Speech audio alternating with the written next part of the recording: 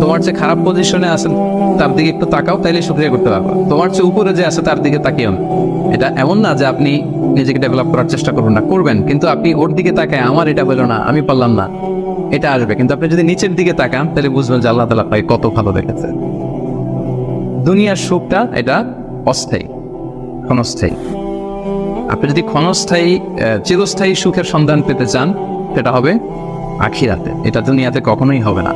এবং কোরআনের অনেক আয়াতে আপনি এটা দেখবেন, যেমন একটা আয়াতে আছে ওয়াম্মাল্লাযীনা সুঈদু ফাফিল জান্নাতি, লম্বা আয়াত। তারপর আল্লাহ বলছেন আতাআন গায়রা মাজযুয, মানে জান্নাতে যে নিয়ামত আপনাকে দেয়া হবে এটা হচ্ছে আতা, এমন একটা রিওয়ার্ড বা এমন একটা গিফট যেটা হচ্ছে গায়রা মাজযুয, এটা কখনো কাট আপ হবে না, আনইন্টারাপ্টেড গিভিং, কেউ ইন্টারাপ্ট করবে না এটাতে। আপনি যা চান, যেভাবে চান, যেটাতে আপনার সুখ হয়, শান্তি হয়, ওটা আসবেই। এবং আসা যে শুরু হবে এটা কোনোদিন থামবে না, এন্ডলেস। আখিরাতের যে সুখ প্রশান্তি এটা এন্ডলেস এবং এটা পার্মানেন্ট। আর দুনিয়াটা হচ্ছে ক্ষণস্থায়ী। এবং এই ক্ষণস্থায়ী দুনিয়াতে এই ইন্টারাপ্টেড একটা টেম্পোরারি সুখের একটা নমুনা, একটা ছোঁয়া, একটা ঝলকানি দিয়ে আল্লাহ তাআলা ওই চিরস্থায়ী যে সুখের বন্দোবস্ত আল্লাহ করেছেন সেটার প্রতি আমাদেরকে আকৃষ্ট করতেছে। এজন্য সামান্য কিছু সুখ আমরা মাঝে মাঝে একটু পাই এই দুনিয়াতে, যাতে আমাদেরকে বুঝাইতে সুবিধা হয় যে দেখো এতটুকুতেই কি মানে পাগল পারা, তোমরা মাতোয়ারা। তাহলে সেই যে মহাসুখ, সেই মহাসুখানুভূতি তুমি যে পাবে সেটা কত চমৎকার হবে। এবং দুনিয়ার এই ছোট্ট অনুভূতি এগুলো কিন্তু আমাদের মনে থাকবে। কোরআনের একটা আয়াত এটা প্রমাণ করে যে কুল্লামা রুজিকু মিনহা মিন সামারাতির রিজকা ক্বালু হাযা আল্লাযী রুজিকনা মিন ক্বাবলু ওয়া উতু বিহি মুতাশাবিহা। আমরা যখন জান্নাতে যাব, আমাদেরকে জান্নাতের যখন কোনো ফল দেয়া হবে, লেটস সে অ্যাপেল দেয়া হলো খাওয়ার জন্য, এই অ্যাপেল দেখেই মানুষ বলবে এই তো আপেল তো দুনিয়াতেও খাইছে এটা। তার মানে দুনিয়াতে যে খাইছে এই সেন্স কিন্তু আমরা ভুলে যাইনি। অনেকে জিজ্ঞেস করে যে আখিরাতের এই সেন্সেশনটা কেমন হবে, আখিরাতে কি দুনিয়ার সবকিছু আমার মনে থাকবে, দুনিয়ার যা যা করছে সবই কি আমার সেন্সে থাকবে, ব্রেনে থাকবে, নাকি অন্যরকম জগৎ? এই আয়াত প্রমাণ করে দুনিয়াতে আপনি কি করেছেন সবকিছু আপনার মনে থাকবে। বলে অ্যাপেল যখন দেয়া হবে দেখেই বলবে উতু বিহি মুতাশাবিহা, এরকম আপেল তো আমাকে দুনিয়াতে দেয়া হয়েছে, আর এটা তো আপেল, তো এখানে না কি ডিফারেন্ট কিছু দেওয়া হবে, তো আপেল দিতেছে কেন এখানে? আপেল অনেকে আপেল লাইকও করে না দুনিয়াতেই, সেইখানে যদি আপেল দিয়ে আপেল দেয় বা কমলা দেয় হয়তো মানুষ এরকম প্রশ্ন করবে। এবং কোরআন তো সেটা টেস্টিফাই করছে যে হ্যাঁ, মানুষ বলবে যে এটা তো আমরা দুনিয়াতেই খাইছি, তখন আল্লাহ বলবে যে না, এটা অ্যাপেল, বাট দুনিয়ার অ্যাপেলের মতন। দুনিয়ার আপেলে একটা স্বাদ পাওয়া যায়, এই আপেলে হাজার স্বাদ পাওয়া যায়। মানে এটার ফিচারটাই আলাদা। এটা খেয়ে দেখো না, কিছু টেস্টি করো নাই, একটা বাইট দিয়ে দেখো যে কি কিরকম। তো এই আয়াতটা আমি আনলাম এজন্য যে মানুষের সব খেয়াল থাকবে, দুনিয়াতে কি হয়েছিল, কি খাইছিল, কি করছিল, তার সব হিস্ট্রি তার মনে থাকবে।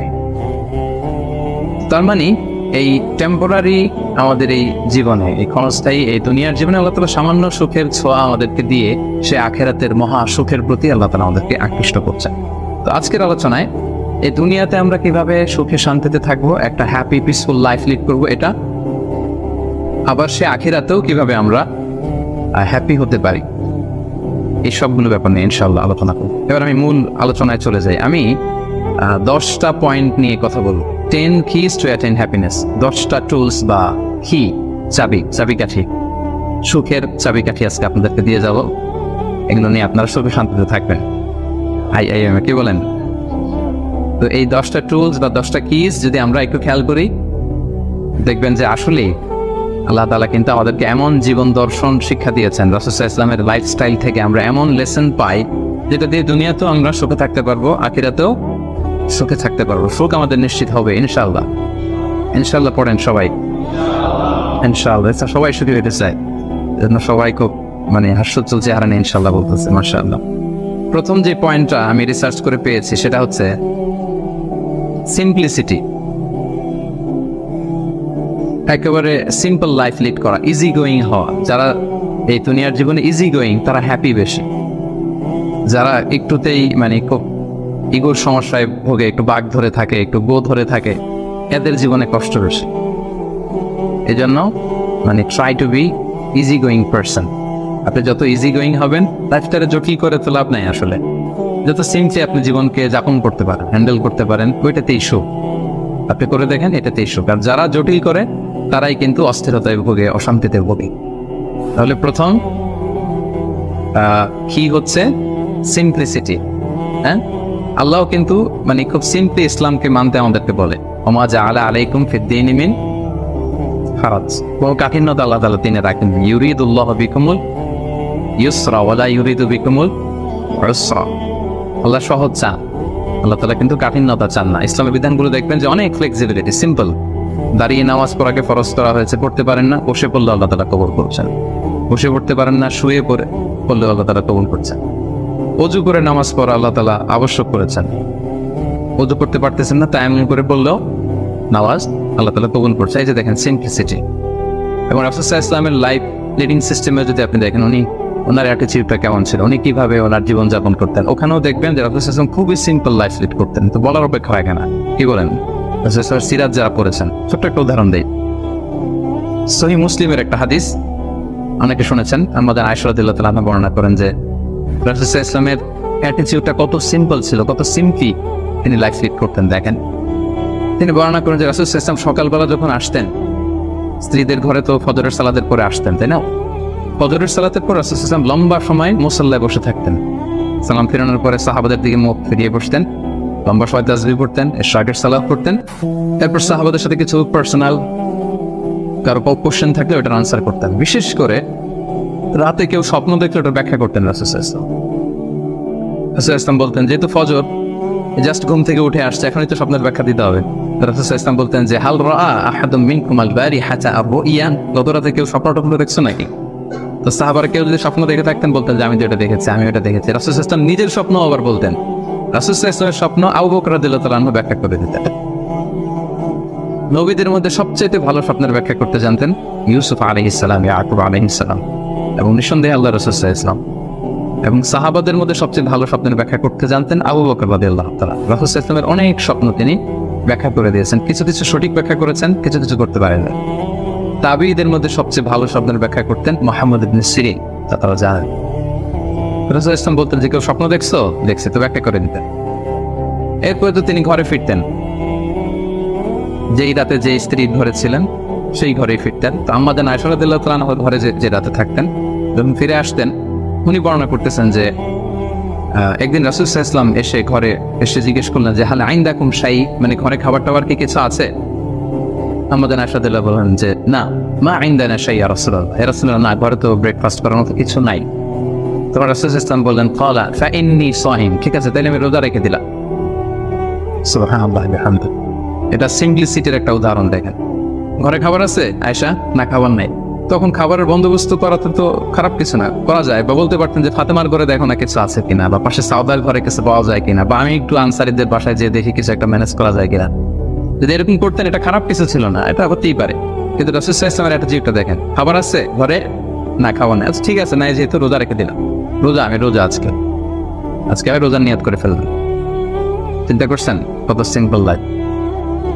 এইভাবে আপনি যদি এক পয়েন্টে, তো আমরা অনেক লম্বা চড়া কথা বলবো না, খুবই সিম্পল ওনার লাইফ লিডিং সিস্টেম ছিল। His lifestyle was so simple but yet so special. এই সিম্পলিসিটির মধ্যে দিয়ে উনি অনেক স্পেশাল ছিলেন। তাহলে জীবনে সুখী থাকার প্রথম কি হচ্ছে, কি সেটা? সিম্পলিসিটি। জটিলতায় না যে আসেন লাইফটাকে সিম্পল করে, সিম্পলি জীবনযাপন করে, এটা আপনাকে সুখ এনে দেবে। ইট brings happiness to your life. এটা গেল 1 নাম্বার। 2 নাম্বার, আপনার সেকেন্ড কি টু অ্যাটেইন হ্যাপিনেস, সেটা হচ্ছে টু ফরগিভ আদার্স, অন্যকে ক্ষমা করে দেয়া। আপনি যদি ক্ষমা করে দেন মানুষকে, আপনি সুখে থাকবেন, শান্তিতে থাকবেন। আমাদের হয় চলতি পথে আমাদের বন্ধুদের মধ্যে, বা আমাদের প্রতিবেশীর সাথে, বা আমার কলিগের সাথে, বা আমাদের সমাজে অনেকের সাথে অনেকের নানা সময় এমন বিভেদ, ঝগড়া এটা তৈরি হতে পারে, ফলে মনের মধ্যে ক্ষোভ, অশান্তি, ইভেন জেলাসিও আসতে পারে। কিন্তু এটা যদি আপনি কারোর প্রতি যদি রাগ, ক্ষোভ এটা পুষে রাখেন, ইট বার্নস ইউরসেলফ ইনসাইড, এটার ভিতরে আপনারা জ্বালাবে। যারে হিংসা করতেছেন, যার ব্যাপারে ক্ষোভ রাখতেছেন, এর কোনো ক্ষতি হয় না। ক্ষতি হয় যে এই ক্ষোভটা লালন করে, এই রাগটা যে ছেড়ে ফেলতে পারে না হৃদয় থেকে, যে মন থেকে মানুষকে ক্ষমা করতে পারে না, সে কষ্ট পায়, অশান্তি নেমে আসে, দুঃখ নেমে আসে। আর যে সিম্পলি ক্ষমা করে দেয় সবাইকে, সে মানে সুখী একটা জীবনযাপন করতে পারে। এবং এটা জরিপেও, গবেষণাতেও দেখা গিয়েছে যে অন্যকে সহজে ক্ষমা করে দেয়, সে হ্যাপি লাইফ লিড করে। 2 নাম্বার কি? ফরগিভনেস, ক্ষমা করে দেয়া। এটা আমরা রাসূল সাল্লাল্লাহু আলাইহি ওয়াসাল্লামের জীবনীতে যদি দেখি, রাসূল সাল্লাল্লাহু আলাইহি ওয়াসাল্লাম কি পরিমাণে যে ক্ষমা করেছেন তা আপনারা নিজেরাও জানেন যে কত ঘটনা। ওনার পুরো জীবনীটাই তো ক্ষমা। সবসময় ক্ষমা করে দিতেন, মনে দুঃখ পুষে রাখতেন না কখনো, এবং সাহাবাদেরকে বলতেন তোমরা ক্ষমা করে দাও। এক সাহাবী এসে বললেন, ইয়া রাসূলুল্লাহ, আমার তো অনেক কৃতদাস, ওরা শুধু কাজে ভুল করে, ওদেরও কি একটু পানিশমেন্ট দেওয়া উচিত না? রাসূল সাল্লাল্লাহু আলাইহি ওয়াসাল্লাম বলতেন না। তো কি করবো? ক্ষমা করে দাও। কয়বার করবো? বলেন প্রতিদিন কমপক্ষে 70 বার। যতবার তুমি আল্লাহর কাছে ক্ষমা চাইবে ততবার ক্ষমা করবে। যতবার আল্লাহর কাছে ক্ষমা পেতে চাও ততবার ক্ষমা করবে। ফিলোসফিটা বুঝতে পারছেন? আমরা আল্লাহর কাছে ক্ষমা চাই, কিন্তু আমরা একে অপরের ক্ষমা করতে পারি না। আল্লাহ তাআলা বলেন যে তুমি ক্ষমা করো, আমি তোমার ক্ষমা করে দেব। তুমি ক্ষমা করো তোমার ভাইদের, আমি তোমার ক্ষমার ব্যবস্থা করতেছি। তো এই জন্য আমরা যেন ক্ষমা করি। রাসূল সাল্লাল্লাহু আলাইহি ওয়াসাল্লাম সবসময় ক্ষমা করে দিতেন, কারোর ব্যাপারে মানে ক্ষোভ রাগ এগুলো কখনোই রাখতেন না। একটা ছোট্ট মজার ঘটনা বলি, আনাস রাদিয়াল্লাহু তাআলা আনহু বর্ণনা করেন যে রাসূল সাল্লাল্লাহু আলাইহি ওয়াসাল্লাম পাশ দিয়ে একবার আমি হাঁটতেছিলাম, ও আলাইহি বুরদুন নাজরানি, নাজরান এলাকা থেকে আনা একটা চাদর রাসূল সাল্লাল্লাহু আলাইহি ওয়াসাল্লামের গায়ে ছিল। রাসূল সাল্লাল্লাহু আলাইহি ওয়াসাল্লাম চাদর পরতেন। গলিদুল হাশিয়া, যে চাদরের মানে এই যে চাদরের পাশে ডিজাইন করা থাকে না নাকি, এই তো এটা কি বলে বাংলায়, ভালো বাংলায় নকশা তো ডিজাইনটারে বলে, কিন্তু চাদরের কর্নার পাশটারে কি বলে? পায়ের পার এটা বলে বাংলায়, না শুদ্ধটা কি আমি জানি না। তো এই যে চাদরের পারে বা পাইরে ওয়ালিদুল হাসির খসখসে ডিজাইন ছিল। রাসূল ইসলাম গায়ে চাদর মুড়িয়ে আছেন। তো এক বেদুইন আসছে যার মধ্যে এরকম সিভিলাইজেশনের ছোঁয়া লাগে না, সভ্যতার ছোঁয়া লাগে না। সে এসে রাসূল ইসলাম চাদর ধরে টান দিছে, টান দিয়ে বলছে, ইয়া মুহাম্মদ মুরলি মিন মালিল্লাহ, আচিনি মিন মালিল্লাহ, বাইতুল মাল থেকে কিছু দাও আমারে। আসছে ভিক্ষা করতে, আয়সা ধরেন আপনাকে ধরে টান দিলে তো জামা ছেড়ে ফেললো, কষ্ট দিল, তো এটা কি হয়? কি করবেন আপনি? মাইর। সহজ সিম্পল একেবারে সলিউশন, মাইর। তো নিশ্চয়ই আমরা রিয়েক্ট করবো, রেগে যাবো। বেটা ভিক্ষা যাচ্ছে আমার কাছে আমার পকেট থেকে টাকা নিবে, সে আমার সাথে খারাপ আচরণ করতেছে, তো আমি তো দেওয়ার কথা না সাধারণত, আমি তো রিয়েক্ট করবো। তো রাসূল সাল্লাল্লাহু আলাইহি ওয়াসাল্লাম কি করলেন দেখেন, টান দিলেন, এই জায়গায় দাগ পড়ে গেল। হ্যাঁ, টান যে দিচ্ছে একেবারে রাসূল সাল্লাল্লাহু আলাইহি ওয়াসাল্লামের এখানে চামড়া ছিঁড়ে গেছে, দাগ পড়ে গেছে। রাসূল সাল্লাল্লাহু আলাইহি ওয়াসাল্লাম শুধু এভাবে তাকালেন তার দিকে, তাকিয়ে ফাতাবাসসাম, একটা মুচকে হাসি দিলেন, দিয়ে বললেন যাও দিয়ে দাও, বাইতুল মাল থেকে কিছু অংশ দিয়ে দাও। মানে ও যে কষ্ট দিল, ব্যাড বিহেভিয়ার করলো, ওইটা দেখারই সময় নাই ওনার। আগে তো দেখবে, তারপরে না রাগ করবে, ফুলে ফেপে উঠবে রাগে, এটা দেখারই সময় নেই রাসূল সাল্লাল্লাহু আলাইহি ওয়াসাল্লাম। রাসূল সাল্লাল্লাহু আলাইহি ওয়াসাল্লাম বুঝছেন যে তার ওই জ্ঞান নাই, সে চিনে নাই যে আমি রাসূলুল্লাহ, তার মধ্যে ওই সেন্স নাই, দিয়ে দাও, ওকে দিয়ে দাও, চলে গেল সে। তাও মুচকে হাসি উপহার দিল। সুবহানাল্লাহ বিহামদিহি। এই যে পজিটিভ অ্যাটিটিউডের কথা আমরা বলি, অপটিমিস্টিজমের কথা বলি, দেখেন রাসূল সাল্লাল্লাহু আলাইহি ওয়াসাল্লামের জীবন থেকে দেখেন অন্যকে ক্ষমা করে দেওয়ার কি নমুনা তিনি স্থাপন করেছেন। মক্কা বিজয়ের কথা যদি ধরেন, তায়েফের কথা যদি ধরেন, তায়েফে তো তিনি রক্তাক্ত হয়েছেন। তায়েফে যে গেছিলেন রাসূল সাল্লাল্লাহু আলাইহি ওয়াসাল্লাম নিজের কোনো সুবিধা নেওয়ার জন্য নাকি? তায়েফবাসীদেরকে জাহান্নামের আগুন থেকে বাঁচাতে, তাই না? তারা কি করলো? অত্যাচার করলো, পাথর মারলো, রক্তাক্ত করলো। রাসূল সাল্লাল্লাহু আলাইহি ওয়াসাল্লাম তাদেরকেও ইনস্ট্যান্ট ওই জায়গায় ক্ষমা, এমন না যে ভেবে দেখি ক্ষমাটা করবো কি করবো না, কাল পরশু দেখি, ভেবে চিন্তে যদি ভাল লাগে ক্ষমা করে দিলাম, আর না হলে না করলাম, এটা না, ইনস্ট্যান্ট ক্ষমা। মক্কা বিজয়ের দিন কি হলো? ঘর থেকে বিতাড়িত করা হলো, রাসূল সাল্লাল্লাহু আলাইহি ওয়াসাল্লামের উপর শারীরিক নির্যাতন, মেন্টাল প্রেশার, ওনার মেয়েদেরকে তালাক দেয়া হলো। রাসূল সাল্লাল্লাহু আলাইহি ওয়াসাল্লাম যখন নামাজ পড়তেন ওটের নারী ভুঁড়ি চাপিয়ে দেওয়া হতো, এলাকা থেকে নির্বাসন। কিন্তু অষ্টম হিজরিতে যখন মক্কা বিজয় করে আসলেন তখন কি হলো? ভয়ে সবাই যখন কাঁপছিল, উনি কি বললেন? লা তাসরিবা আলাইকুমুল ইয়াউম, তোমাদের প্রতি কোনো প্রতিশোধ আমার নেই। ইয়াগফিরুল্লাহু লাকুম ওয়া হুয়া আরহামুর রাহিমিন, আল্লাহ তোমাদের ক্ষমা করুক, তিনি মেহেরবান। ইযহাবু ফানতুম তালাকা, চলে যাও, ক্ষমা করে দিলাম। জীবনের পরতে পরতে রাসূল সাল্লাল্লাহু আলাইহি ওয়াসাল্লামের আপনি বায়োগ্রাফি দেখলে দেখবেন পরতে পরতে একটা মানুষের ক্ষমা করার জন্য যেন মুখিয়ে থাকতেন তিনি, কখন ক্ষমা করবেন। তো এটা আপনি মানুষকে ক্ষমা করতে শিখেন, আপনি সুখে থাকবেন, আপনি সুখী হবেন। ইউ উইল বি হ্যাপিয়ার দেন, শেষে অবশেষে আপনারই বিজয় হবে, আপনি সুখী হবেন, আপনি হ্যাপি হবেন। এটা হচ্ছে 2 নাম্বার পয়েন্ট, দ্য কি টু অ্যাটেইন হ্যাপিনেস। 2 নাম্বার কি? ক্ষমা করা, ফরগিভনেস। এটা কয়টা বললাম? প্রথমটা কি ছিল? সিম্পলিসিটি, জটিল করে লাভ নাই, লাইফটাকে সিম্পলি লিড করেন। 2 নাম্বার কি? ক্ষমা করবেন? হ্যাঁ, সবাই করবেন। ক্ষমা করে দেন, দেখবেন যে আপনি ভেতর থেকে একটা প্রশান্তি, মনোদৈনিক প্রশান্তি আপনি মানে অনুভব করছেন।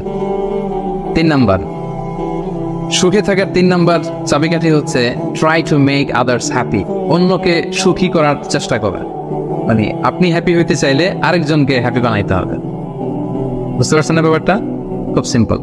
আপনি যদি অন্য মানুষ কিভাবে সুখী হতে পারে, তারা কিভাবে ভালোভাবে থাকতে পারে, এটা নিয়ে টেনশন করেন, আপনার হ্যাপিনেস নিয়ে এটার দায়িত্ব নেবে কে? কাউকে দান করেন, চ্যারিটি করেন, ডোনেশন করেন। এটা করার পরে যে কি সুখানুভূতি, অনুভূতি কি আর বোঝানো যায় না? ওটা অনুভব করতে হয়, এটা আপনি অনুভব করবেন এবং যারা আপনারা এটা করেন নিশ্চয়ই অনুভব করেছেন। তো এটা যদি আমাদের মধ্যে থাকে, এটা আপনাকে হ্যাপি করবে। চিন্তা করেন ইসলামের বিধানগুলো, ইসলামের বাতলে দেওয়া যে জীবন দর্শন কত সুন্দর, মানে পুরো সমাজের সবাই যেন আমরা হ্যাপি থাকতে পারি, এরকম একটা সিস্টেম, তাই না? অন্যরা হ্যাপি আমি করতে যাচ্ছি, আমি হ্যাপি হয়ে যাচ্ছি। সহিহ মুসলিমের একটা হাদিস এখানে আমি উল্লেখ করতে চাই, লম্বা হাদিস, শেষের অংশটা টেক্সটটা হচ্ছে এরকম যে আল্লাহু ফি আউনিল আবিদি মা দামাল মা কানাল আবদু ফি আউনি আখি।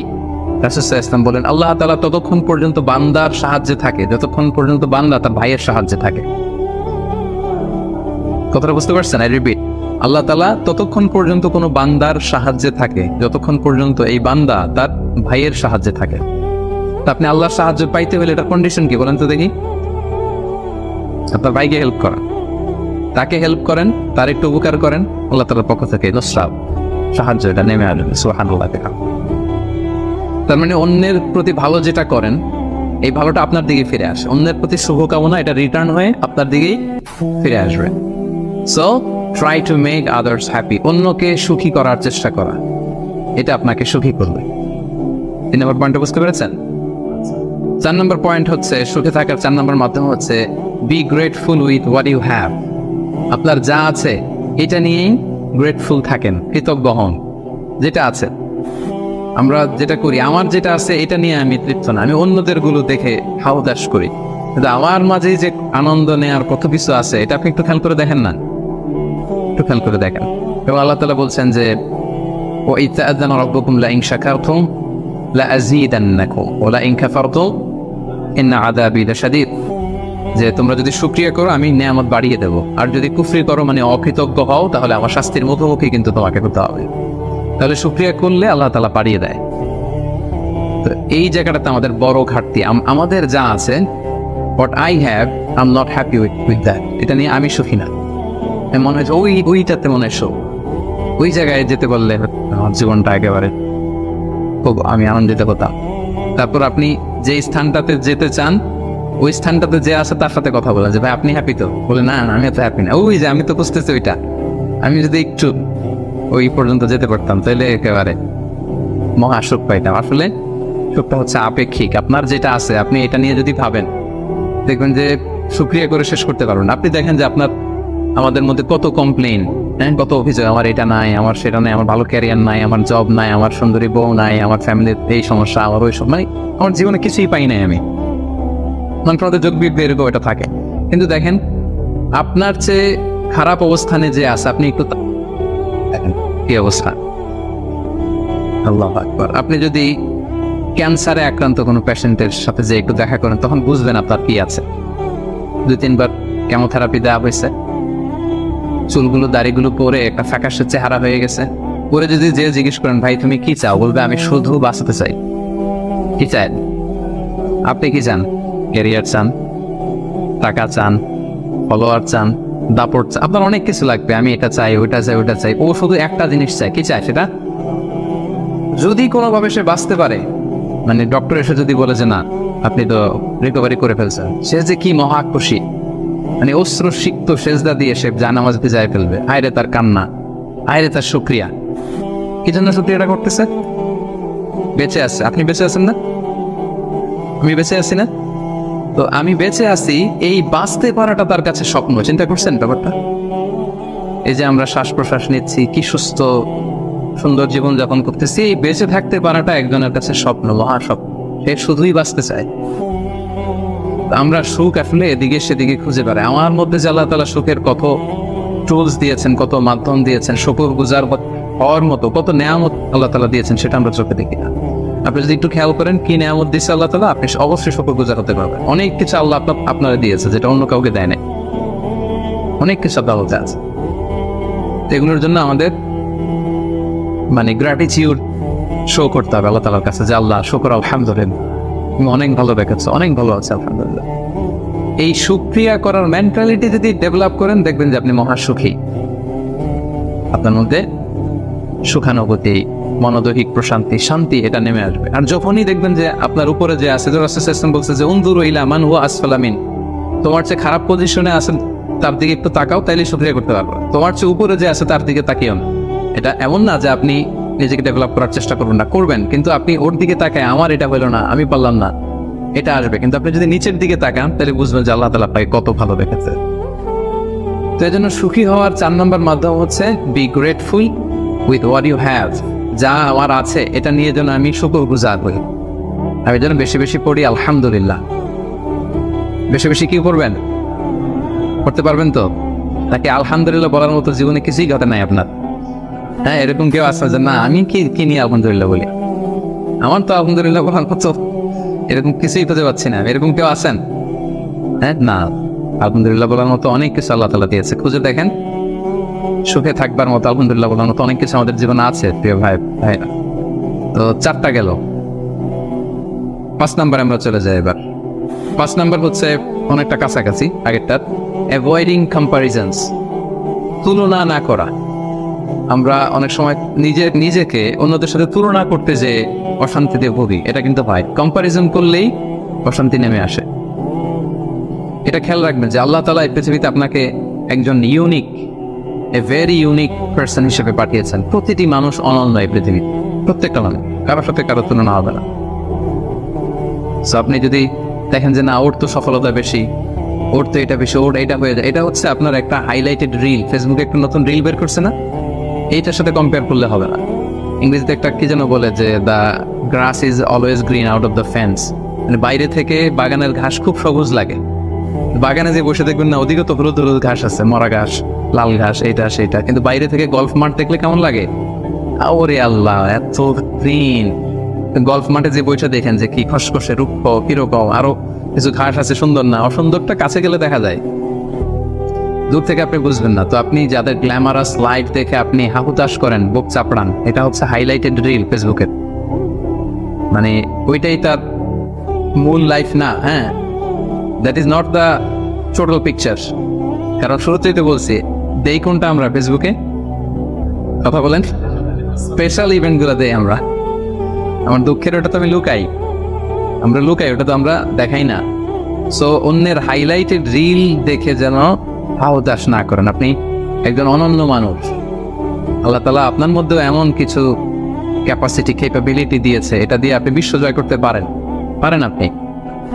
সো আপনি অন্যের সাথে কম্পেয়ার করবেন, আপনি নিজেকে ডেভেলপ করবেন, মানে compete with your self instead of others. অন্যের সাথে কম্পিট না করে নিজেকে try to B the best version of your self in every single day. প্রতিদিন আপনি ট্রাই করে নিজেকে আপনার শ্রেষ্ঠ ভার্সনে পরিণত করেন, নিজের সাথে নিজে কম্পিট করেন। কিন্তু তুলনা করতে গেলে অশান্তিতে ভুগবেন যে ওর তো এত টাকা স্যালারি, ওর তো এত এত অ্যাচিভমেন্ট, আমার তো নাই, ওর এটা আমার নাই। এভাবে কম্পেয়ার করতে গেলে আপনি দুঃখী হবেন, অস্থিরতায় ভুগবেন। জন্য এই কম্পেয়ারটা করা যাবে না। এবং রাসূল সাল্লাল্লাহু আলাইহি ওয়াসাল্লামকে আল্লাহ তাআলা দেখেন কি চমৎকার করে কোরআনে নির্দেশ দিয়েছেন সূরা তাহার ভেতরে, ওয়ালা তামুদ্দান্না আইনাইকা ইলা মা মাত্তা'না বিহি আজওয়াজাম মিনহুম যাহরাতুল হায়াতিদ দুনিয়া লিনাফতিনাহুম বিহি। মানে নবী হে, কাফিরদের এক দলকে আমি দুনিয়াতে দাপট দিয়েছি, ক্ষমতা দিয়েছি, ধন সম্পদ ঐশ্বর্য দিয়েছি, ওইদিকে যেন আপনার চোখ না যায়। আল্লাহ তাআলা কাকে বলতেছেন?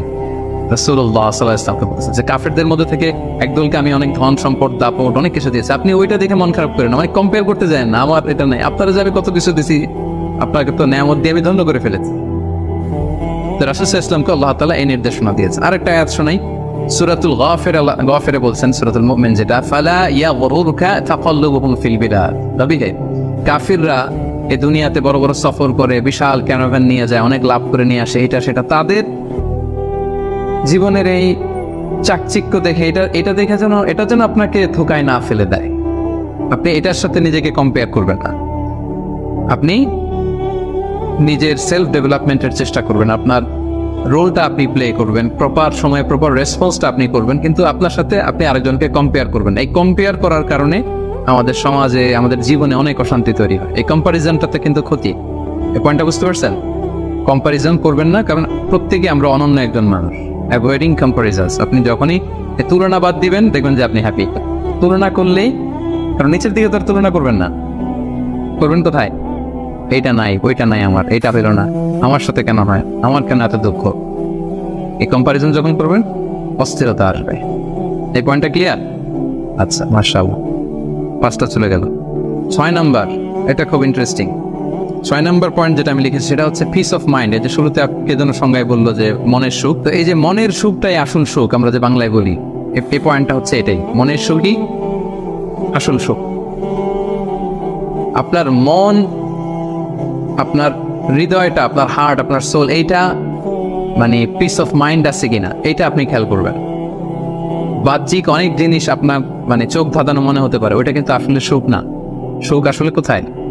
হৃদয়ের সুখটা, মনের সুখটাই আসল সুখ। আপনি দেখবেন যে অনেক অনেক সম্পদশালী, অনেক টাকার মালিক, অনেক নেম ফেম, কিন্তু ফ্যামিলিতে সুখ নেই, ঘরের ভেতরে তার অশান্তি। এরকম আছে না অনেক? আসলে কি সে সুখী? টাকা পয়সার তো শেষ নেই, মিলিয়নিয়ার, বিলিয়নিয়ার, মাল্টি বিলিয়নিয়ার, বিশাল বিজনেস ম্যাগনেট, কিন্তু ঘরে স্ত্রীর সাথে ভালো সম্পর্ক নাই, ছেলে মেয়ে কথা শোনে না, তো অহরহ এখনকার শুনে। আসলে কি সে হ্যাপি? কি বলেন? চিত্তে শান্তি নাই, মনে সুখ নাই। মনের সুখ আসলে অনেক টাকার মালিক, ঘরে 8-10টা কাজের লোক, কয়েকটা বাবুর্চি, কিন্তু কে হজম করতে পারে না। আছে এরকম প্রবলেম অনেকের?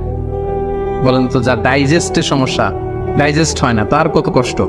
আমাদের কখনো যখন এরকম হয় যে ডাইজেস্ট হচ্ছে না, একটু কি বলে ফুড পয়জনিং বা বদহজম এরকম কিছু হলে কি অশান্তি লাগে। সারা জীবনটাই এটা, তার জীবনটা কেমন যাচ্ছে বলেন? আপনার যে মনে শান্তি আছে, এই যে 2 টাকা দিয়ে নাসি আয়াম খেয়ে ফেলতে পারতেছেন, যেখানে মনে চাই বসে ফেলতে পারতেছেন, শুইতে পারতেছেন, থাকতে পারতেছেন, কত সিম্পল লাইফ, কত সুখ।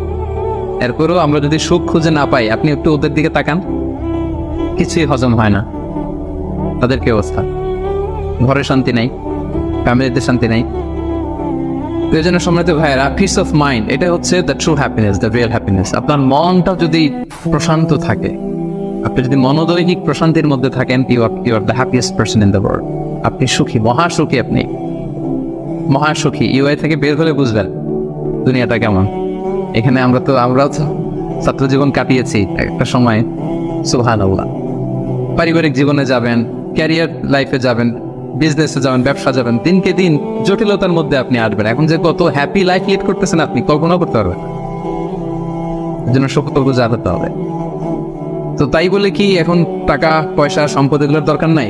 বাড়ি ঘর বাবুর্চি দরকার নাই, যেগুলো বলতেছিলাম না, দরকার আছে। আমি বুঝাতে চাচ্ছি যে ওগুলোই আসল সুখের সন্ধান দেয় না। আসল সুখ কিসের সুখ? মনের সুখ। সবাই বলেন আসল সুখ মনের সুখ। পার্থিব জীবনের এই ব্যাপারগুলো যে লাগে, এটাও ইসলাম বলে। যেমন রাসূল সাল্লাল্লাহু আলাইহি ওয়াসাল্লাম একটা চমৎকার হাদিস, সহিহ হাদিস, এটা আমি একটু করে শেয়ার করি। রাসূল সাল্লাল্লাহু আলাইহি ওয়াসাল্লাম বলেছেন যে আরবাউম মিনাস সাআদা, 4টা হচ্ছে মানে সুখী হওয়ার মাধ্যম বা সৌভাগ্যশীল হওয়ার মাধ্যম। যার 4টা আছে সে সাঈদ, আর যার 4টা নাই সে শাকী। সাঈদ মানে কি? সুখী বা সৌভাগ্যশীল, আর শাকী মানে দুঃখী বা দুর্ভাগা। তো সুখী কারা বা সৌভাগ্যশীল কারা? রাসূল সাল্লাল্লাহু আলাইহি ওয়াসাল্লাম পার্থিব জিনিস যে লাগে, এটা যে ইসলাম ডিনাই করে না, তার প্রমাণ রাসূল সাল্লাল্লাহু আলাইহি ওয়াসাল্লাম বলছেন যে আরবাউন মিনাস সাআদা, 4টা জিনিস মানুষের সুখ নিশ্চিত করে, সুখ এনে দেয় পার্থিব জগতে, দুনিয়াবি হাইসিয়াতে আর কি। 1 নম্বর হচ্ছে আল মারআতুস সালিহা, নেককার স্ত্রী। এটা কিন্তু আপনার জীবনকে সুখময় করার একটা বড় মাধ্যম। 2 নম্বর হচ্ছে আল মাসকানুল ওয়াসিআ, প্রশস্ত বাসভবন। কি বলেন? খুব যদি চিপা চাপা হয়, এটা তো ওখানে চলাফেরা করে মজা হবে না, স্বাভাবিক। কিন্তু যদি একটা চমৎকার বাসভবন হয়, অনেক স্পেশাস, এটা আসলেই সুখ স্বাচ্ছন্দ্যের একটা ব্যাপার, মানে দুনিয়াবি দিক থেকে। 3 নম্বর হচ্ছে ওয়াল জারুস সালিহ, ভালো প্রতিবেশী, গুড নেইবার। কি বলেন? আরবিতে কি বলে? উতলুবুল জাব ক্বাবলাদ দার, বাড়ি কেনার আগে আগে প্রতিবেশী দেখে না, আরবি ভাষা একটা প্রবাদ। আর 4 নম্বর হচ্ছে ওয়াল মারকাবুল হানি, মানে হচ্ছে লিটারালি হচ্ছে সুইট রাইডিং, ভালো একটা আরোহণ। এটা বর্তমানে গাড়ি হইতে পারে, একটা সুন্দর চমৎকার গাড়ি, ভালো ব্র্যান্ডের গাড়ি, মার্সিডিজ না হইতে পারে। তারপর রাসূল সাল্লাল্লাহু আলাইহি ওয়াসাল্লাম টেস্টিফাই করছে আপনার এটা নেগেটিভ নেওয়ার সুযোগ নাই। হ্যাঁ, এটা দুনিয়াবি দিক থেকে তো অবশ্যই একটা সুখের মাধ্যম, মার্সিডিজ ব্র্যান্ড হতে পারে। অথবা রাসূল সাল্লাল্লাহু আলাইহি ওয়াসাল্লামের সময় ছিল যে কোনো আরোহণ, ভালো ঘোড়া, তেজস্বী ঘোড়া, উট, হ্যাঁ এগুলো। তাহলে এই চারটা হচ্ছে আরবাউম মিনাস সাআদা। এই চারটা জিনিস পার্থিব জগতের সুখ এনে দেয়, মানুষের সৌভাগ্যশীল বানায়। তার মানে ইসলাম এটা নিষেধ করে নাই। কিন্তু দ্য পয়েন্ট ইজ হেয়ার, রাসূল সাল্লাল্লাহু আলাইহি ওয়াসাল্লামের জীবনে কয়টা ছিল বলেন? এই চারটার মধ্যে থেকে রাসূল সাল্লাল্লাহু আলাইহি ওয়াসাল্লামের জীবনে আসলে কয়টা ছিল? শুধু এক নম্বরটাই ছিল। যদি আপনি মানে একেবারে সঠিকভাবে চিন্তা করে দেখেন, এই চারটা জিনিস থাকলে যে জীবনটা খুব স্মুথ হয়, রাসূল সাল্লাল্লাহু আলাইহি ওয়াসাল্লাম বলছেন কথা ঠিক, কিন্তু ওনার কয়টা ছিল? একটাই ভালো মতো ছিল, সেটা কি? নেককার স্ত্রী, মারআতুস সালিহা, এটা ছিল। 2 নম্বরে আসেন আল মাসকানুল ওয়াসি, তো মোটেও ছিল না। রাসূল সাল্লাল্লাহু আলাইহি ওয়াসাল্লাম ঘরের সাইজ জানেন তো না? এখন মক্কা মদিনায় গেলে বিভিন্ন মাআরিদ হয়, ওখানে দেখা যায় যে কত মিটার বাই কত মিটার, খুবই ছোট একটা রুম। আম্মাজান আয়েশা রাদিয়াল্লাহু তাআলা আনহার ঘরের সাইজটা যদি বলি খুবই ছোট। এই অল্প কিছু জিনিস রাখতে পারে, একটা জাজিম রাখতে পারে, কয়েকটা জিনিস ঝুলায় রাখতে পারে, আর দুইজন থাকতে পারে কোন রকম। এটা ছিল ওনার বাসভবন। এটা কি আল মাসকানুল ওয়াসি হইছে? আয়াত পান নাই উনি এটা। তারপর একটা আসেন ওয়াল জারুস সালেহ, ভালো প্রতিবেশী পাইছেন, কাছাকাছি ধরলে পাইছেন, পাশে ফাতেমার ঘর, দিকে স্ত্রীদের ঘর। কিন্তু আপনি যদি বিগার সেন্সে চিন্তা করেন, কারা থাকতো আশেপাশে? এদিকে তো আবুল আহাব তো মক্কার কথা, লেফসে মদিনার কথাই যদি আমরা বলি, আপনার কারা থাকতো? মুনাফিকদের একটা দল তো থাকতোই। আর 3 দিকে জিউস, ইহুদিরা, বনু কাইনুকা, বনু নাদির, বনু কুরাইযা। এরা কি করছে রাসূল সাল্লাল্লাহু আলাইহি ওয়াসাল্লামের সাথে? মানে ট্রেসারির যত ধরন হইতে পারে, বিট্রে করার যত ওয়ে হতে পারে, সবগুলো করেছে। একটা রাত শান্তিতে ঘুমাইতে পারে না এদের কারণে। এটা কবে পর্যন্ত? 5ম হিজরির আগ পর্যন্ত ঘুমাতে পারে নাই। বনু এই কুরাইজাকে যখন করলেন, এক্সাইল করলেন, তারপর থেকে অনেকটা এই জিউসদের ঝামেলা থেকে উনি মুক্ত হয়েছেন। তাহলে চিন্তা করেন, এটাও ছিল না। এরপর 4 নম্বরে যদি আসেন আল মারকাবাল হানি, ভালো যানবাহন বা ঘোড়া, এগুলো ছিল। এভারেজ ধরতে পারেন যেগুলো ছিল, কসওয়া, আদবা যা ছিল এগুলো এভারেজ টাইপের। তার মানে রাসূল সাল্লাল্লাহু আলাইহি ওয়াসাল্লাম কিন্তু এগুলো ছিল না।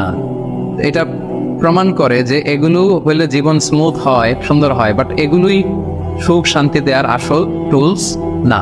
আসল সুখ বলেন না একটু সবাই, আসল সুখ মনের সুখ। এটা খেয়াল রাখতে হবে।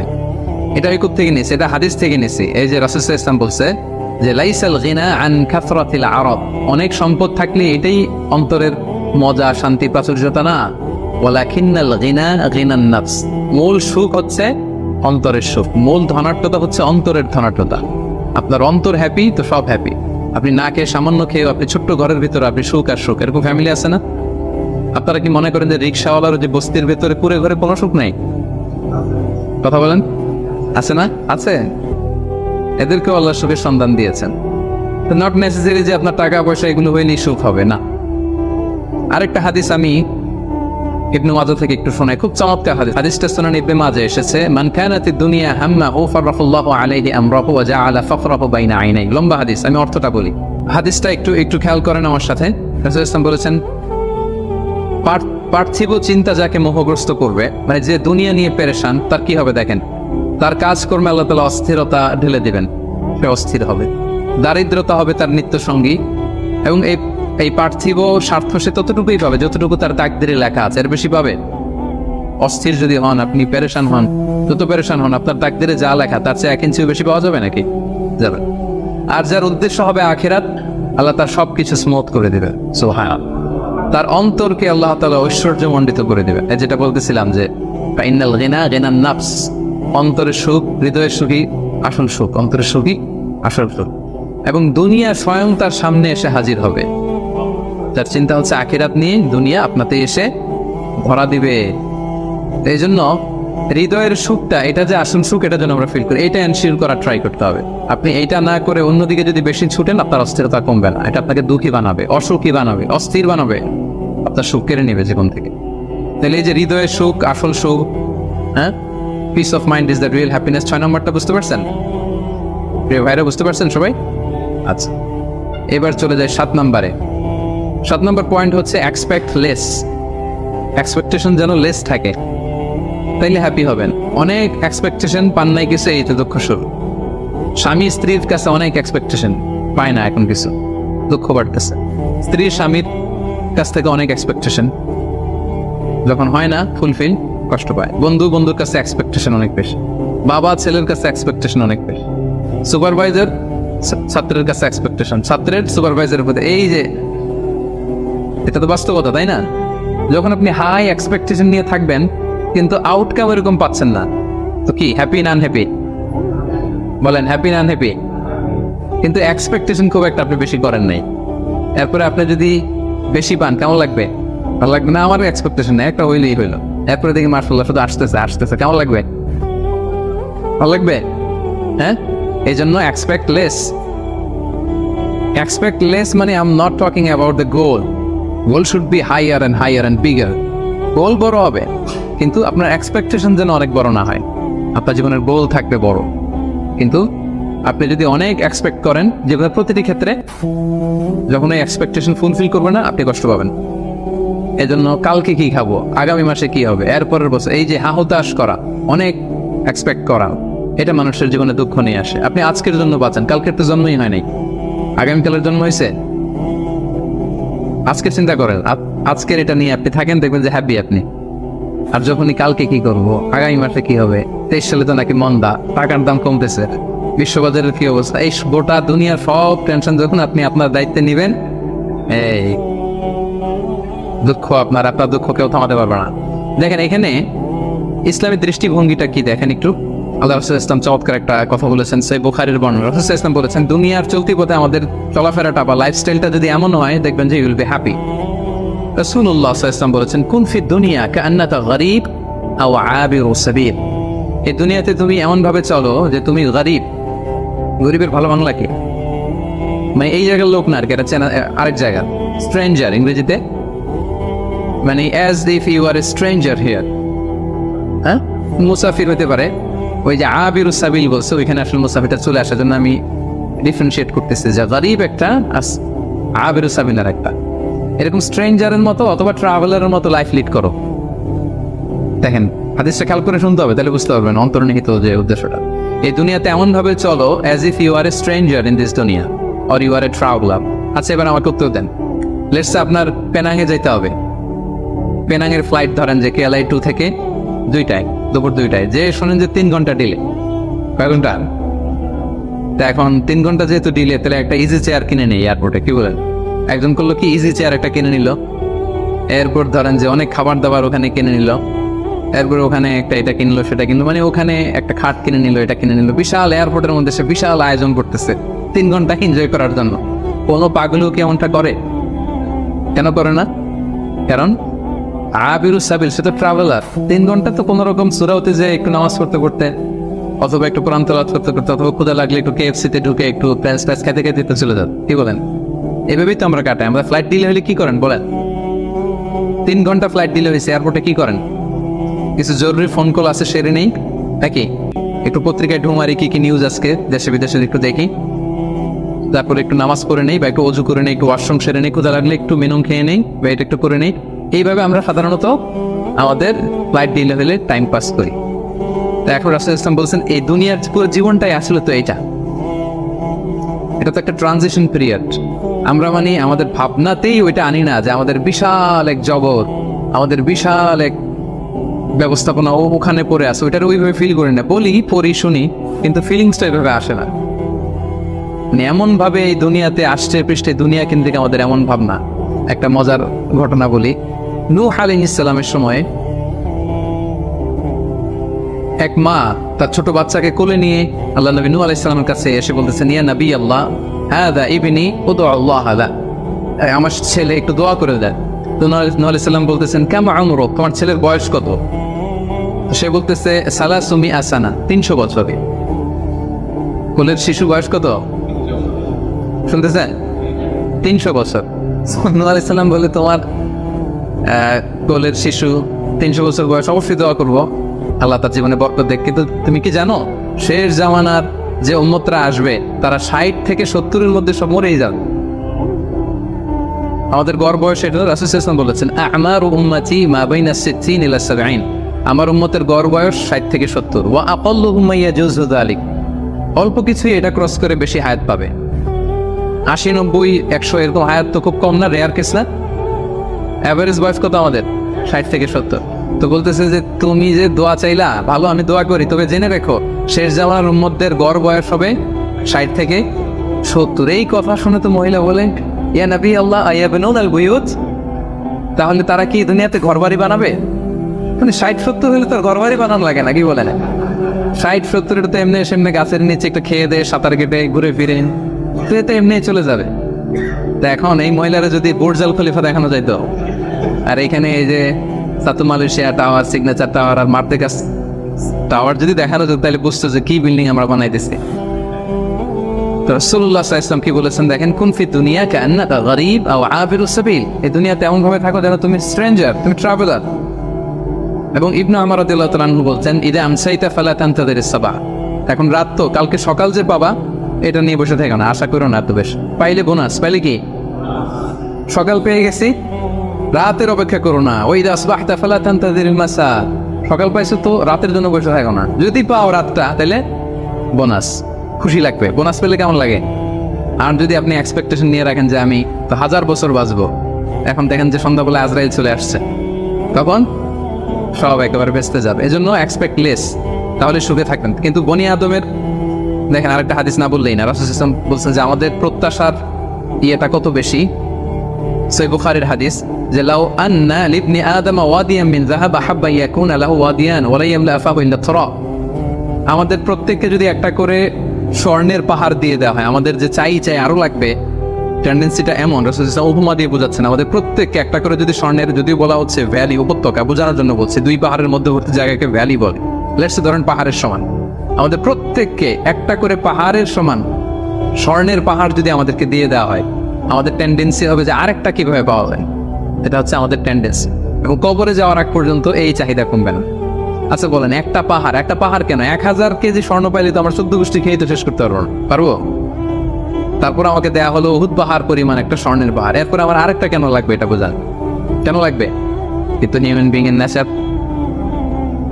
যারা আছে বেশি সে চায় বেশি, তার ডিমান্ড বেশি, তার এক্সপেকটেশন বেশি। এজন্য সম্পদ হইলেই যে সুখ আসবে এমন না। খেয়াল রাখবেন, মানুষ যত ধনী হয় তার রিজিকের পেরেশানি তত বাড়ে, কিন্তু ধনী হয়েছিলই রিজিকের পেরেশানি কমানোর জন্য। কি বলেন? এই যে আমরা ধনী হইতে চাই কেন? যাতে রিজিকের টেনশনটা কমে, হ্যাঁ, একটা সুন্দর লাইফ লিড হয়। কিন্তু যত ধনী হচ্ছে পেরেশানি কি বাড়ে না কমে, বলেন তো? আচ্ছা, 8 number, do not expect gratitude from anyone. কাছাকাছি কিন্তু একটু ভিন্নতা আছে। কারো কাছ থেকে আপনি গ্র্যাটিটিউড আশা করে বসে থাকবেন না, মানে অন্য কেন আমার কাজের এপ্রিসিয়েট করলো না, আমার কেন থ্যাঙ্কস দিল না, হ্যাঁ, আমার মূল্যায়ন করলো না, আমার দাম দিল না, আমার নামটা নিল না, এরকম হয় না সমাজে? আছে না যে আমার নামটা তো নিল না, কি বলেন, আমার তো মূল্যায়ন করলো না, আমার তো দাম দিল না, ওরে আমি দেখিনি। এইটা যখন আপনার মধ্যে আসবে যে আমার কেন এপ্রিসিয়েট করে না, আমাকে মূল্যায়ন কেন করে না, এই তো আপনি আপনার সুখ নষ্ট করে দিলেন। এই টেন্ডেন্সি থেকে বেরোতে হবে না। যেটাই করবো একজনের মানে খুশির জন্য, তিনি কে? আল্লাহ। আপনি আল্লাহ তাআলার খুশির জন্য সব করেন, আপনি হ্যাপি হবেন, আপনার কাজের এপ্রিসিয়েশনও পাবেন, আপনার নামও মানুষ নিবে, সবই হবে। কিন্তু করবেন কার খুশির জন্য? এক্সপেকটেশন যদি থাকে যে আমাকে কেন থ্যাঙ্কস দিল না, আমার গ্র্যাটিটিউড কেন দিল না, এই তো আপনার মধ্যে অশান্তি চলে। আপনি ভালো কাজ করেন, ভালো কাজ করলে এটা অ্যাপ্রিসিয়েশন আসবে। বাগানে ফুল ফুটলে ওটা সুঘ্রাণ ছড়াবে, আকাশে চাঁদ উঠলে ওটা দেখবে, ওটা লুকিয়ে থাকে নাকি, ওটা আসবে। এজন্য বিশ্বাসীদের টেন্ডেন্সি হবে কিরকম? সূরাতুল ইনসান আল্লাহ তাআলা বলছেন আবরারের বৈশিষ্ট্য কি, বলতে বলতে শেষে আল্লাহ বলছেন, ইন্নামা নুতঈমুকুম লিওয়াজহিল্লাহ লা নুরিদু মিনকুম জাযাআ ওয়ালা শুকুরা, যে আমরা তোমাদেরকে এই যে আপ্যায়ন করাচ্ছি, খাওয়াচ্ছি, এটা আল্লাহর সন্তুষ্টির জন্য, লিওয়াজহিল্লাহ। তোমাদের কাছে কোনো জাযাকাল্লাহু খায়র বলবা এটাও লাগবে না, শুকরিয়া বলবা এটাও চাই না, জাযা শুকুর কিছুই চাই না, সব করি কার জন্যে? আপনি এটা করে দেখেন, do everything for the sake of Allah, you will be happy. কিছু পাইলে তো পাইলেন, কিন্তু ও কেন গণলো না, ও দাম দিল না, ও নাম নিল না, মূল্যায়ন করলো না আমাকে, এইটা থেকে বেরো আসতে হবে। এইটা যতদিন আপনি লালন করবেন আপনি আনহ্যাপি হবে। বুঝতে পেরেছেন? 8টা গেল, আর কয়টা আছে? 9 নাম্বার হচ্ছে বি হোপফুল, বি অপটিমিস্টিক। আশাবাদী হইতে হবে। বিশ্বাসীরা সবসময় আশাবাদী হয়। শয়তানের মিশন হচ্ছে আমাদেরকে হতাশ বানানো। শয়তানের মিশন কি? আর এখন তো এটা অনেক সমস্যা, হতাশ ছেলেপেলেরা কি করবে না করবে, আমাদের কাছে এই প্রশ্নগুলোই বেশি আসে, হতাশা নিয়েই আসে। ক্ষোভ, বাবা মায়ের প্রতি ক্ষোভ, স্ত্রীর প্রতি ক্ষোভ, বন্ধুর সাথে ক্ষোভ, সবার সাথে সবার এই যে ক্ষোভ, এগুলো থেকে হতাশার জন্ম দেয়। ছেলেপেলেরা সুইসাইডও করে ফেলে। মানে সুইসাইডের টেন্ডেন্সি আগে তো এত ছিল না, এখন মানুষ এটা নিয়ে ভাবে যে কি সুইসাইড করে ফেলবো নাকি, প্রত্যেকের এরকম একটা ভাবনা, যার পেছনে না পারলে একটা রাস্তা তো আছে, সুইসাইড করে ফেলে।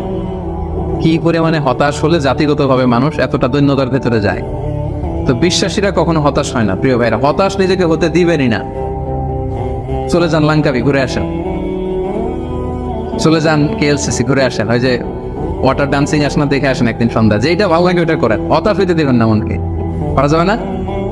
হতাশ হলেই বিপদ, হতাশা থেকেই সবকিছুর সব ঝামেলার জন্ম। এবং শয়তানের বড় মিশন হচ্ছে বিশ্বাসীদেরকে হতাশ বানানো, আর এই কোরআনের মিশন হচ্ছে আমাদেরকে আশাবাদী বানানো। এটা আশা জাগা নিয়ে একটা বই, আপনি পড়ে দেখেন, এই কোরআনের কথা শুনে দেখেন, শুধু আশা আর আশা, মানে হতাশ হইতেই দিবে না, শুধু মানে এনার্জি আপনার অপটিমিস্টিক বানাই ছাড়বে। আপনি কোরআনের কয়েকটা আয়াতকে আমি রেফার করি, লা তাহজান ইন্নাল্লাহা মা'ানা, লা তাহজান, never be sad, never be frustrated, Allah is with us, Allah আমাদের সাথে আছে। আবু বকর রাদিয়াল্লাহু তাআলা আনহু সেই গারে সাওরে তিনি ভয় পাচ্ছিলেন, উদ্বিগ্ন। রাসূল সাল্লাল্লাহু আলাইহি ওয়াসাল্লাম বললেন, ভয় নাই, আমাদের সাথে কে আছে? আমরা গুহার ভিতরে দুইজন না, এখানে তিনজন, তুমি আমি দুইজন, আরেকজন কে? আল্লাহ। দেখছেন আমাদের পাওয়ারের জায়গাটা কোথায়? সবসময় এটা ফিল করবেন যে আল্লাহ আমার সাথে আছে, আল্লাহ আমার একা ছেড়ে দেয় নাই, উনি আমার বড় গার্ডিয়ান। এরপরে সূরা ইউসুফ আল্লাহ বলেছেন, লা তাইয়াসু মির রাহিল্লাহ, আল্লাহর রহমত থেকে নিরাশ হবে না। ইন্নাহু লা ইয়াইয়াসু মির রাহিল্লাহ ইল্লাল কওমুল কাফিরুন, কাফেররা ছাড়া কেউ আল্লাহর রহমত থেকে নিরাশ হয় না। কুল ইয়া ইবাদিয়াল্লাযিনা আসরাফু আলা আনফুসিহিম লা তাকনাতু মির রাহমাতিল্লাহ, আল্লাহর রহমত থেকে নিরাশ হয়ো না। ইন্নাল্লাহা ইয়াগফিরুয যুনুবা জামিআ, আল্লাহ তুমি চোখের পানি ছেড়ে অশ্রুসিক্ত হৃদয় নিয়ে আল্লাহর কাছে চাও, আল্লাহ তোমাকে ক্ষমা করে দিবেন। তিনি তো ক্ষমা করার জন্য বসে আছেন। এভাবে আপনি দেখবেন যে আপনার যে কোনো মোমেন্টে আল্লাহর দরজা খোলা 24/7। সূরাতুল ইনশিরাহ আল্লাহ বলছে, ইন্নামা আল উসরি ইউসরা, কষ্টের পরেই কি আছে? স্বস্তি, সুখ। সুখের কথা শুনলে এনার্জি আসতেছে না, যে এখন কষ্ট যাচ্ছে আমার, কিছুদিন পরে কি আসতেছে? সুখ আসতেছে। এটাই নিয়ম। ওয়ালা তাহিনু ওয়ালা তাহজানু ওয়া আনতুল আ'লাউনা ইন কুনতুম মুমিনিন, আপনি বিপদে আছেন, আপনি অপ্রেসড, আল্লাহ বলতেছে চিন্তা নাই, টেনশন নাই, তুমি যদি মুমিন হও, বিশ্বাসী হও, বিজয় তোমার হবে, বিজয় একদিন তোমার হবেই হবে। এই যে কোরআন আমাদেরকে এইভাবে মোটিভেশন দেয়, আমাদেরকে হোপফুল থাকতে বলে, অপটিমিস্টিক থাকতে বলে। এবং আপনি যদি খেয়াল করেন যে আমাদের হতাশ হওয়ার কোনো সুযোগ নাই, তো আমাদের, আপনি সুখে আছেন তো আপনি শুকরগুজার হবেন। আমরা সুখ আসলে, বুশরা, সাকসেস আসলে আমরা কি করি? আলহামদুলিল্লাহ। তাহলে শুকুর, আল্লাহ শুকুর করলাম, শুকুর করলে সব আছে না? আচ্ছা, এখন আমার বিপদ আসছে, পরীক্ষা, দুর্ঘটনায় পড়ছি, তখন আমরা সবর করবো। কি করবো? সবর একটা ইবাদত না?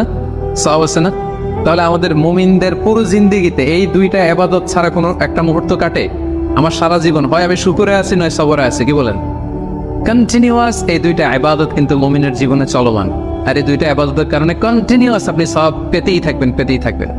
আপনি শুকর গুজার অবস্থায় আছেন, শুকরের সব আমলনামায় উঠতেছে। বিপদে পড়ছেন, হসপিটালে আছেন, অসুস্থ, কি করতেছেন তখন? সবর, সবরের সওয়াব আমলনামায় উঠতেছে কন্টিনিউয়াস। তো এই যে আমি কন্টিনিউয়াস সওয়াব পেয়ে যাচ্ছি, এটা কি আপনার মনে আসা জায়গায় না? কি বলেন? এমন রাসূল সাল্লাল্লাহু আলাইহি ওয়াসাল্লাম বলেছেন, হাত্তা শাওকাতি ইউশাকুহা ইল্লা কাফারাল্লাহু বিহা মিন খাতায়া, তোমার জীবনের দুঃখ, কষ্ট, জ্বালা, যন্ত্রণায় প্রতিটা কষ্টের মধ্য দিয়ে আল্লাহ তোমার গুনাহ মাফ করে দেয়। আপনার জ্বর হয়েছে, গুনাহ মাফ। দুর্ঘটনা হয়েছে, গুনাহ মাফ। পিছলে মাটিতে পড়ে গেছেন, পা ভেঙে গেছে, গুনাহ মাফ। এমনকি বড়ই গাছে উঠছেন বড়ই খাওয়ার জন্য, বড়ই একটা টান দিচ্ছেন, দেখে কাটা ঢুকে গেছে, ইস ব্যথা, এই যে ইস বলে কষ্ট পাইছেন, আল্লাহ বলছে এই কষ্টের কারণে গুনাহ মাফ করে দিলাম। এই যে আমরা এই পৃথিবী থেকে চোখ বিদায় নিবা, আমরা মারা যাবো, এটা আপনার হতাশ লাগে? কষ্ট লাগে? আরে এটাই তো আসলে আসার জায়গা। দেখেন, এই দুনিয়ার কষ্টটা আমি আপনার বুঝাই। কিছুদিন আগে আব্বা মারা গেল, ধরেন, এই যে কষ্ট। এরপরে গেল আম্মা, আহারে কষ্ট। এরপর বউ মারা গেল, আরে কষ্ট। এই দেখেন কষ্ট, অন্যান্য কষ্ট বাদ দিলাম, আমার প্রিয়জনরা যে আমার থেকে বিদায় নিচ্ছে একটার পর একটা, আমার তো ক্ষতবিক্ষত হচ্ছে না হৃদয়, আমি কষ্ট পেতে পেতে আপনি কত কষ্ট পাবেন? ওইখানে এই কষ্ট আছে আপনার? ওইখানের কথা ভাবলেই, আরে আমার বউরে তো আমি ওখানে পাবো, আরে আমার দাদাকে তো আমি ওখানে পাবো, আমার আব্বা আমি এত ভালোবাসতাম, আমার আব্বারও এখানে পাবো আমি। বিশ্বাসে যদি হয়, আমার আব্বা, আম্মা, স্ত্রী, দাদা, দাদি মিলে আজীবন আতান গায়রা মাজজুজ, চিরকাল ওখানে থাকবো। তো মৃত্যুকে তো মুমিন ভয়ই করেন, এটা তো একটা আনন্দের বিষয়। আচ্ছা, আর উদাহরণ দিয়ে বলি, আপনি আছেন মালয়েশিয়াতে, আপনার জীবনের সবচেয়ে কাছের মানুষ, প্রিয় মানুষ আপনার আব্বা, উনি থাকে আমেরিকাতে, 10 বছর আপনার দেখা নেই। এখন বলা হইলো তোমার গ্রাজুয়েশনও শেষ, ইউএস এর ভিসাও হয়েছে, তুমি মালয়েশিয়া থেকে ইউএস এ যাবা, তোমার সবচেয়ে বড় গার্ডিয়ান তোমার আব্বার সাথে দেখা করতে। খুব কষ্ট লাগবে না আপনার? কি লাগবে বলেন না কেন?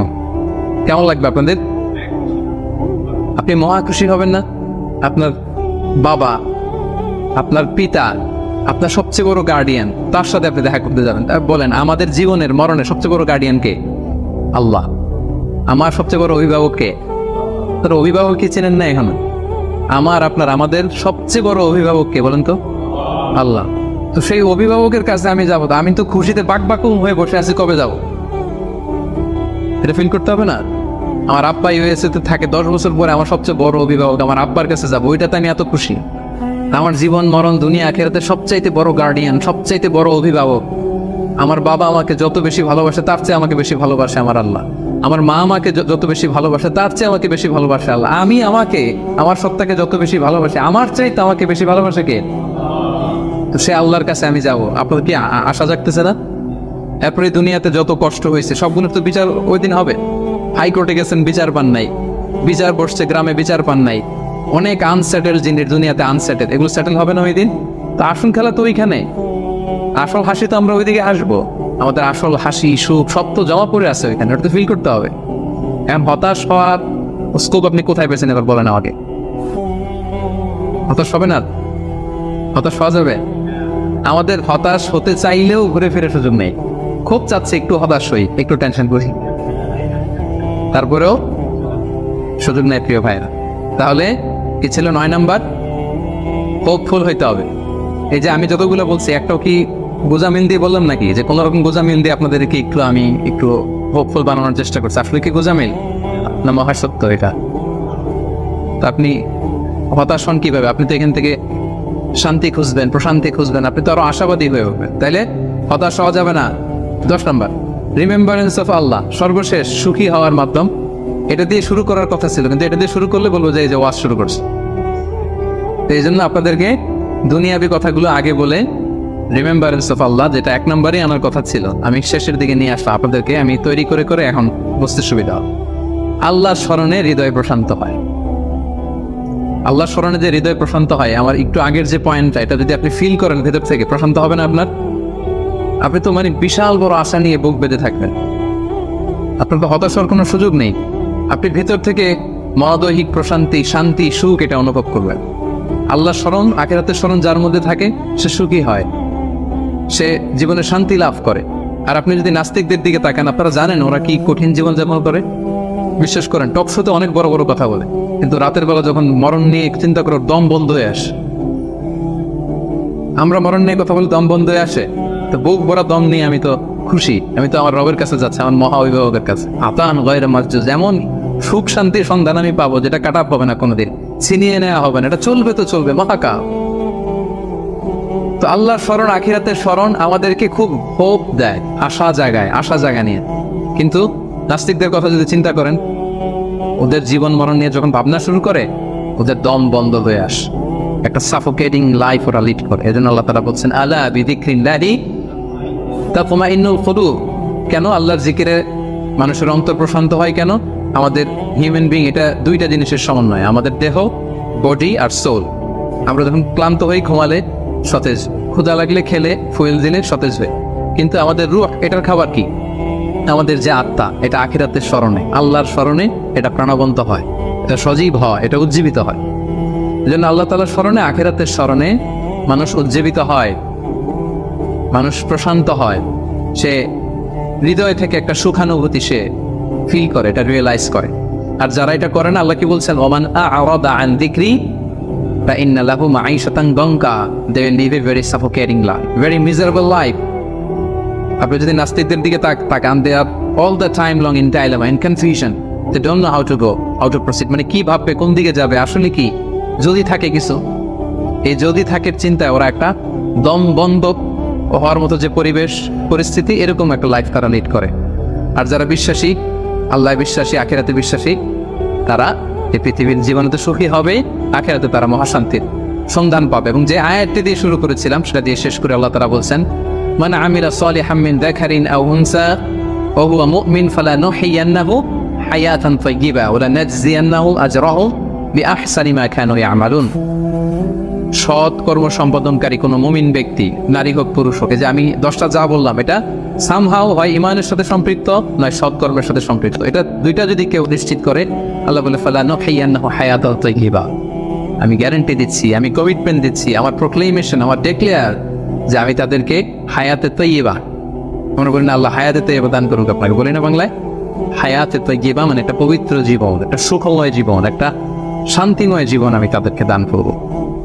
এজন্য আল্লাহ তাআলার স্মরণে মানুষের হৃদয় প্রশান্ত হয়। আল্লাহর স্মরণে, আখিরাতের স্মরণে যাদের হৃদয় প্রশান্ত হয়, এদের দুনিয়াতে যে কোনো কষ্ট নাই, সমস্যা নাই তা না, আছে অভাব অনটন আছে, দুর্ঘটনা আছে, কিন্তু এগুলো তাদেরকে উদ্বিগ্ন হতে দেয়। কথা বুঝতে পেরেছেন? বিশ্বাসী সৎকর্মপরায়ণশীল ব্যক্তিদের জীবনে কষ্ট আছে, দারিদ্রতা আছে, দুঃখ আছে, কিন্তু এটা তাদেরকে উদ্বিগ্ন বানায় না, এটা তাদেরকে অস্থির হতে দেয় না, অস্থির চিত্তের হয় না, তারা প্রশান্ত চিত্তের অধিকারী। আর আমরা শুরুতেই বলেছি যে অন্তরের সুখই বড় সুখ বা আসল সুখ। তো হৃদয়ের সুখটা তারা সবসময় অনুভব করে। আলা বিযিকরিল্লাহি তাতমাইন্নুল কুলুব, জেনে রাখো সাবধান, আল্লাহ তাআলার স্মরণেই হৃদয় প্রশান্ত হয়। আমরা যেন আল্লাহ তাআলার স্মরণের মধ্য দিয়ে, আখিরাতের স্মরণের মধ্য দিয়ে পৃথিবীতে সুখী হতে পারি, প্রশান্ত চিত্তের অধিকারী হতে পারি। আল্লাহ তাআলা আমাদের সবাইকে কথাগুলো বোঝায়।